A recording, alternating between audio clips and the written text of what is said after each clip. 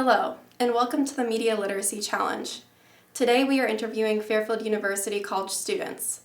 We will be asking them about their awareness of media literacy.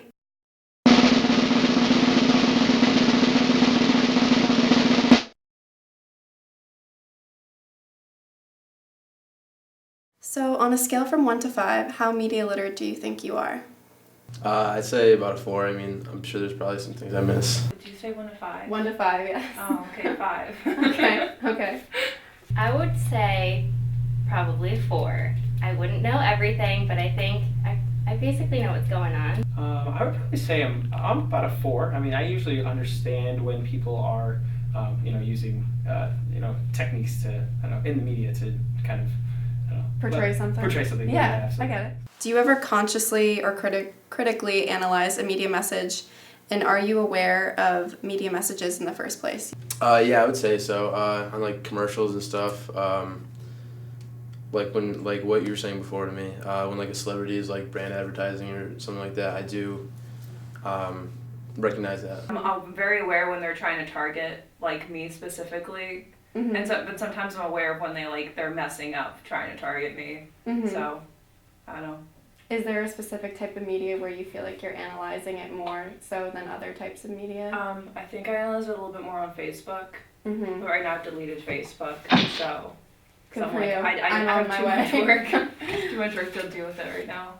And I think I also take a good look at where the source is.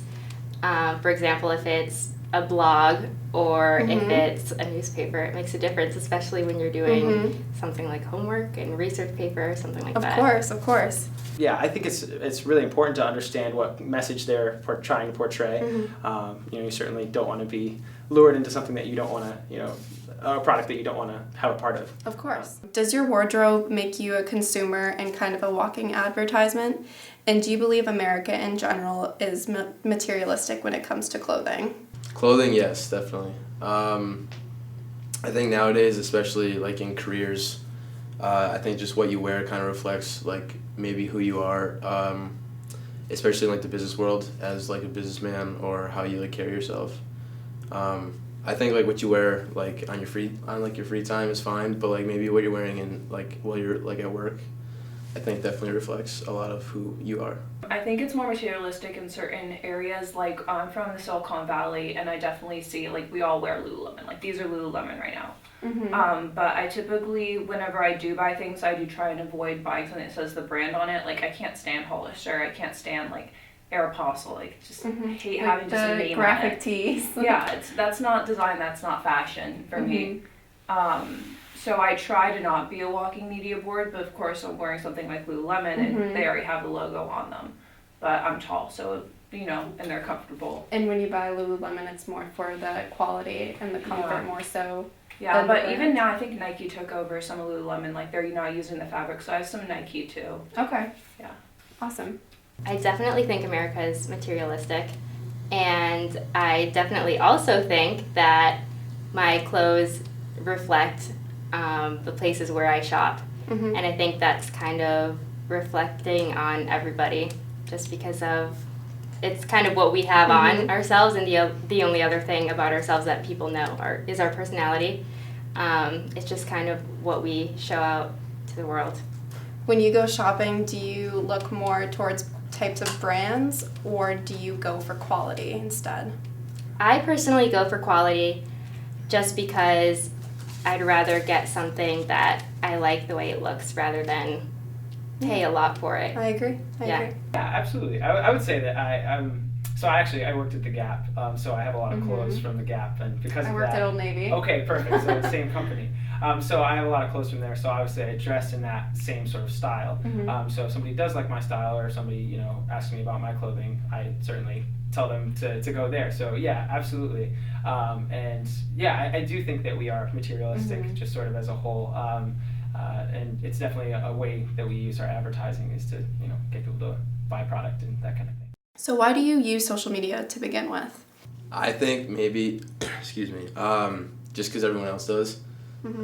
So it might just be kind of like a social thing.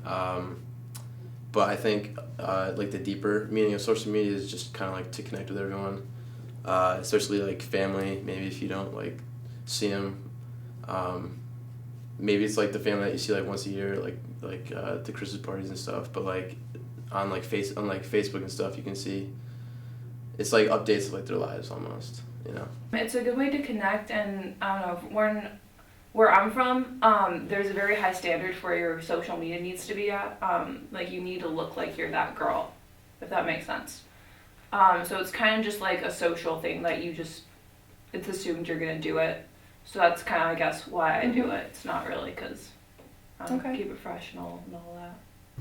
Personally, I started with social media because I was living abroad in Italy, and I was just in middle school, and I wanted to be able to communicate with my friends from home.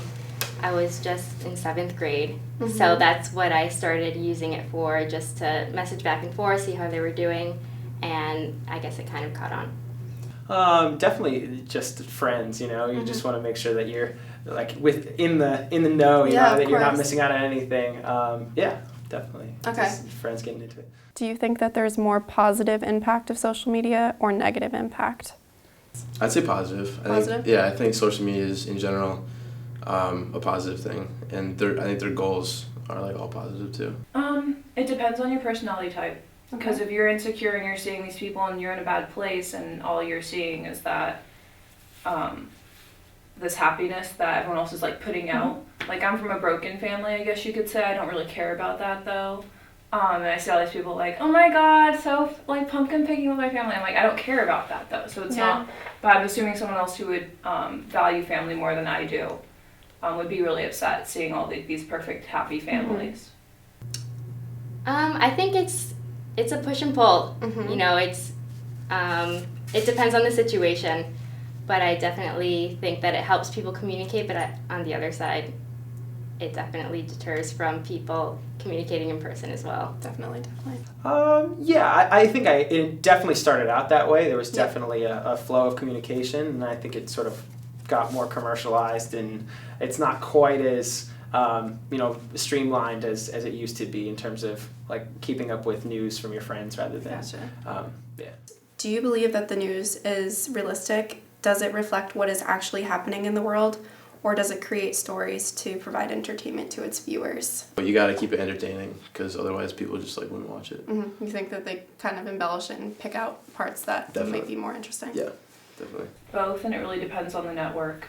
Like Fox News shouldn't be Fox News, it should be like Fox Story Time or something. But then, of course, I don't know, I like looking at the BBC, I like NPR, but I do think that with what's called native advertisements, where they try and conceal advertisements as media, I think that that's especially like some viewers might not understand. So you think some are more realistic than others? Yeah, I definitely think some are more realistic, but again, a lot of them, because they do rely on ratings, they definitely do up stuff for ratings. Great movie that deals with this is called Nightcrawler. Yes, So, yeah, I was thinking about that too, because he alters there's a car crash and he alters where the body was placed. Yeah, so he can get the good photos. Yeah, and he also conceals it from like the police too when he goes to like. I think it definitely has to do with the source. So we see a lot of reposts on Facebook, and those things are usually things that are just 100% made up. Rather, if I'm watching a news station on TV, I can rely on that more. So I would definitely say that the things that you find more on social media that are from the news would be made up, kind of fake. I got you. So if you want to find like the real story on a situation, what types of sources do you go to, or what types of news stations would you look at? I actually have an app on my phone that's CNN.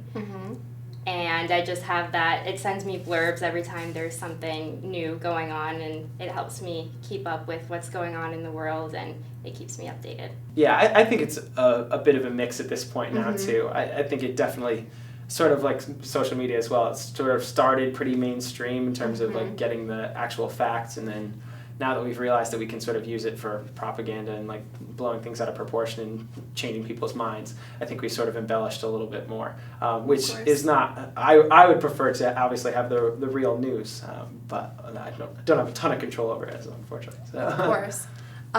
Do you think that there's like a specific credible source that you would go to first to find out what's really happening? I don't have a specific super credible source. Yeah. I try to crowdsource a lot, just get a lot of different That's a good way to do it. opinions and see. Usually, if they match up, then you can kind of eventually get to Yeah. the general details. All right. So.